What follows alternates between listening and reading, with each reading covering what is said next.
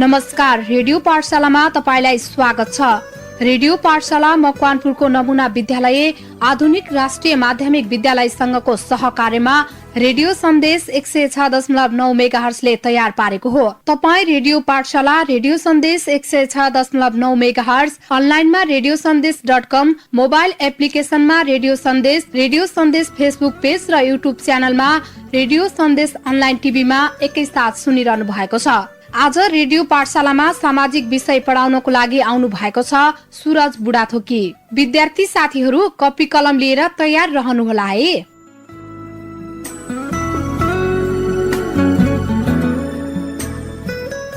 Hello students, Namaste, good morning. A warm welcome to you all in another episode of Radio Pathshala. Students, first of all, let's do a short recap. Do you remember what did we study in our last episode of Radio Pathshala? Okay, you are right. In our last episode of Radio Pathshala, we studied about Nepali sculpture, right? I gave you a short definition of sculpture. After that, I gave you some facts on sculpture. Then I told you the different ways of making idols, like carving, molding, modeling, all these things we did in our last episode of Radio Pathshala. After that, we talked about the history of Nepali sculpture, how it started and how it developed. We studied in our last episode of Radio Pathshala that Nepali sculpture started during the time of Lichavi period and it reached to its height during Malla period. And at last, I discussed some importance of Nepali sculpture with you. So, students, in that way, we finished Nepali sculpture. And before that, we studied Nepali paintings. In this way, we have already completed till now 2 lessons of Unit 3. Students, in the beginning of Unit 3, I told you that there are 4 learning outcomes and there are 7 lessons. And till now, we have completed 2 lessons. The first one was Nepali painting and the second one was Nepali sculpture. If some students are just listening to me for the first time, then I just gave you this short description of our lesson. The first learning outcome of Unit 3 is to give introduction to our traditional arts. So we are working on that learning outcome, right? To get this learning outcome, we have to complete 3 lessons. The first lesson, we have already finished Nepali painting. The second lesson, that is Nepali sculpture, already finished. And now, in today's class, we will discuss about Nepali architecture. Students, I have given you short description of Unit 3 and I have also made a recap of our last lesson. Now, let's start today's lesson, that is Nepali architecture. In Nepali, we call Vastukala for architecture. The Nepali word for architecture is Vastukala. And in Vastukala, there are 2 words. The first word is Vastu and the second word is Kala. What does the word Vastu means? So, in Nepali, Vastu means a place of living, a place of dwelling, right? So, a place of living or dwelling is Vastu. And Kala means art. It's simple, right? So, Vastu Kala means the art of making a place of living in simple terms. So now let me give you the definition of architecture. The art and science of making or designing buildings, temples, monasteries, palaces, forts, party and etc. is called as architecture. Clear? Okay, now let me repeat it once again. The definition of architecture. In simple terms, you can say the art of making a place of living is architecture. But if you want to describe it more clearly, then you can use this definition, alright? The art and science of making or designing buildings, temples, monasteries, palaces, forts, party. Do you know party? P-A-T-I, party? In the past, people made rest houses and those rest houses are called party, right? Party. So the art or science of making, designing buildings, temples, monasteries, palaces, forts, party is called an architecture. Clear? So architecture includes 2 things. The first part is planning or designing. How you make plan to build it. How you design your building. That is the first part. And the second part is how you build it. So now it's like making soft copy and hard copy. First of all, you make design in your copy, that's soft copy. And after that, you go to field and you build it, that's like hard copy. So these two things are there in architecture. Now let me give you some important facts about our ancient Nepali architectures. As I also discussed with you in our previous classes that there is a strong influence of religion in our traditional Nepali art. परम्परागत नेपाली कलामा धर्मको धेरै नै ठूलो भूमिका रहन्छ भाइ बहिनीहरु. I already discussed it with you in our previous lesson. Nepali architecture was highly influenced by the religion and culture of both Tibet and India. Why? Because it was situated in between the trade routes of both countries. As you have already studied, I hope you have studied in class 4 when you studied about Amsu Burma, that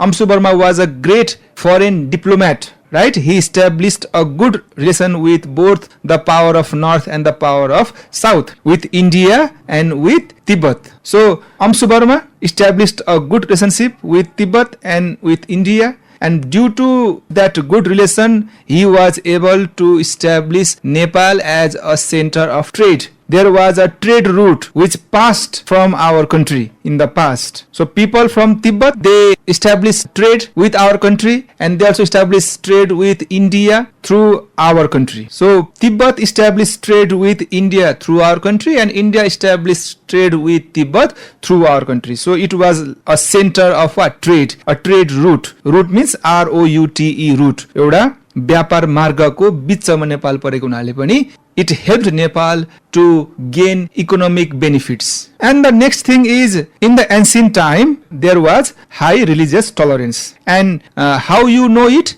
Because the Hindu Lichavi rulers, they accepted the Buddhism with their open heart. It helped Buddhism also to grow in our country. So you can say that there was a high religious tolerance. You can see idols, you can see paintings, you can see architectures which are related both with Hindu religion and with Buddhist religion. Hindu धर्मसँग सम्बन्धित र Buddhist धर्मसँग सम्बन्धित दुवै खालका चाहिँ मठ मन्दिरहरू, कलाकृतिहरू, मूर्तिहरू प्राचीन नेपालमा पाइनुको अर्थ के हो भन्दाखेरि चाहिँ नेपालमा धार्मिक सहिष्णुता प्राचीन समयदेखि नै नेपालमा धार्मिक सहिष्णुता एकदमै उच्च थियो. Is it clear? So after these facts, now let's talk about different periods in Nepali architecture. Nepali वास्तुकलाले विभिन्न चरणहरू पार गर्दै आएको छ. So त्यसको बारेमा केही कुरा गरौँ. Period in Nepali architecture. The first period is ancient period, and it is the period when Lichavi were ruling our country, right? The architecture which comes from Lichavi period are ancient architecture.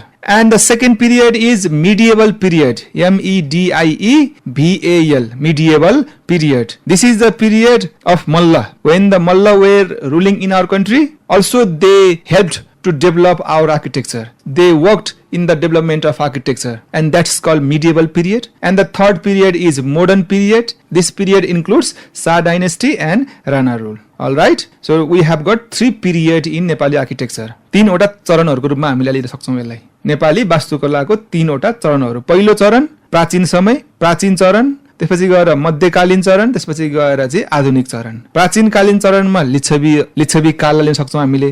मध्यकालीन समयमा हामीले मल्ल काललाई लिन सक्छौं हामीले. त्यसपछि गएर modern period आधुनिक कालमा चाहिँ गएर हामीले शाहवंशीय राजाहरू र राणाहरूको समयलाई लिन सक्छौं. यसरी तीन चरणमा हामीले नेपाली आर्किटेक्चरलाई बाँड्न सक्छौं. And students, let me tell you one thing, that both the Lichavi period and Malla period can be seen as a productive period for Nepali architecture. Clear? Both the Lichavi period and Malla period can be seen as a productive period for Nepali architecture. But Malla period is even more advanced than the Lichavi period. In your class 7 or in your class 8, you might have studied about it. Malla काल लिच्छवी काल भन्दा पनि अझ बढी परिष्कृत थियो, अझ बढी विकसित थियो. मल्ल कालमा बनाइएका वास्तुकलाहरू लिच्छवी कालको भन्दा पनि बढी विकसित र परिष्कृत थिए. I hope you know about it. Now when you talk about the Lichavi period, let's start with a question. Do you know who was the first Lichavi king? Okay, you are right. Jayadev is the first Lichavi king. And you might have heard about Mandev, right? You might have heard about the king Mandev, the Lichavi king Mandev. He introduced a queen called Mananka during his time, right? And so during his time, he built a palace called Mangriha, right? During his period, he built a palace called Mangriha, Mangriha. This is a palace built by Mandev during his rule. And it was a wonderful example of Nepali architecture. So at the time, different travelers passed from Nepal, and when they saw the design of Mangriha, they were highly amazed. Mandev also later on built Chagunaran temple, which is still there in Chagu municipality in Bhaktapur. Chagunaran temple, it was built by King Mandev during his rule. He ruled from 464 AD to 505 AD in Nepal. And Amsubarma built Kailash Kut Bhavan, another example of ancient architecture. Kailash Kut Bhavan. It was an artistic 9-storied palace built after he became king. After Amsubarma became king, he built a 9-storied, बुझिन्छ भाइ बहिनीहरु, STOREYED, storied भनेको तले, 9 तले दरबार बनाएको थियो अम्सुबर्माले. It was called Kailash Kut Bhavan, right? And later on it became a center for administration. And later on Narendra Dev built Bhadranivas, another example of ancient architecture. The oldest pagoda temple of Nepal is Pashupatinath temple. You might have seen it in Kathmandu. It is the oldest pagoda temple built in Nepal. So it was also built in Lichavi period. It is an ancient architecture. The stone inscription in Pashupatinath temple tells us that Pashupatinath temple was built by Prachanda Dev, a Lichavi king, in 753 AD. So it is one example of Lichavi architecture, or you can say ancient architecture. So this shows that we were quite rich in our Nepali architecture in Lichavi period. But unfortunately, students, we can't see most of them now in the present situation. They have already been destroyed. For example, Mangriha, we can't see it now. Kailash Kut Bhavan, we can't see it now. Bhadranivas, we can't see it now. They have already been destroyed. And archaeologists are still trying to find the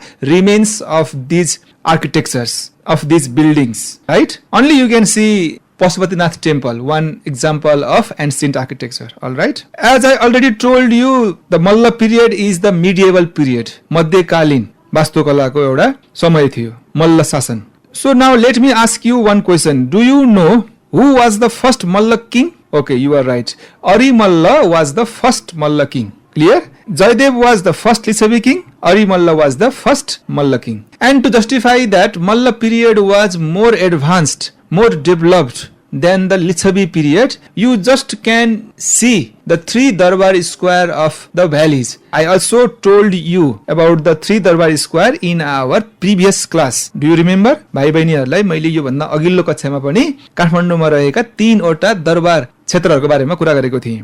Kathmandu Durbar square, Bhaktapur दरबार square and Patan Durbar square. And don't get confused, Kathmandu Darbar Square is also called as Basantapur Darbar Square. Clear? So if you visit these Darbar Squares, you can see the work of Malla period, how developed they were, right? And all of these Darbar Squares are listed in World Heritage Site by UNESCO. You also know it. UNESCO ले यी तीनैवटा दरबार क्षेत्रहरूलाई विश्व सम्पदा सूचीमा सूचीकृत गरेको छ.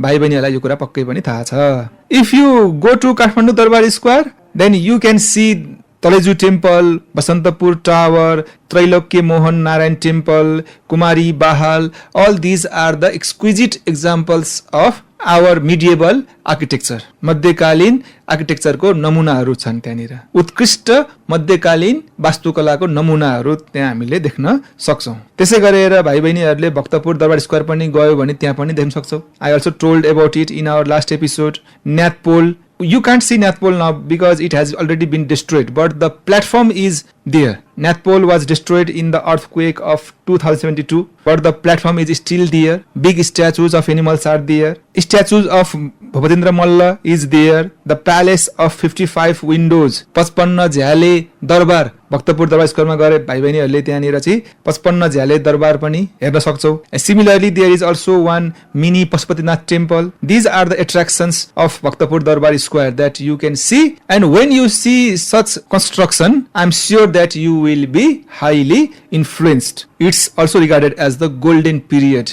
in Nepali architecture, the Malla period, the medieval period. And also in Patandarwa Square, you can see different examples of our medieval architecture. There is Krishna Mandir. Do you know Krishna Mandir? Yes, it was built by Siddhi Narsingha Malla in 1667. Taleju Bhavani temple is there, Bhimsen temple is there. So, if you get a chance, then visit these places and you will be clear about the Malla architecture or medieval architecture. Why it is called the golden period in Nepali architecture, you will be clear. Now students, let's talk about the different types of Nepali architecture.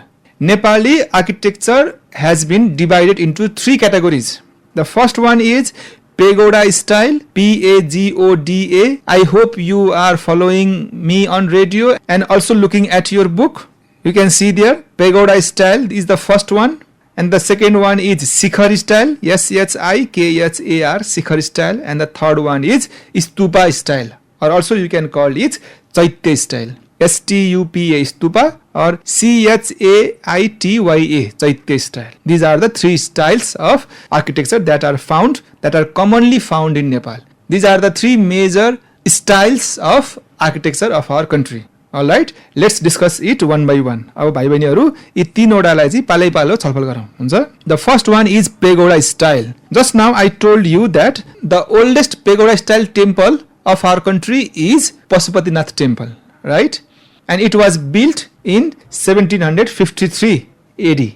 So it is clear that the pagoda style started in Nepal during the Lichavi period. The pagoda style of architecture started in Nepal during the Lichavi period, right? And also you know about Araniko, the famous artist, right? Also known as Balbahu. Araniko was sent to China in 1300 BS. You know the story. You know all about it. Araniko was sent to China, to the palace of Kublai Khan in 1300 BS. Why? Because our architecture was quite good at the time.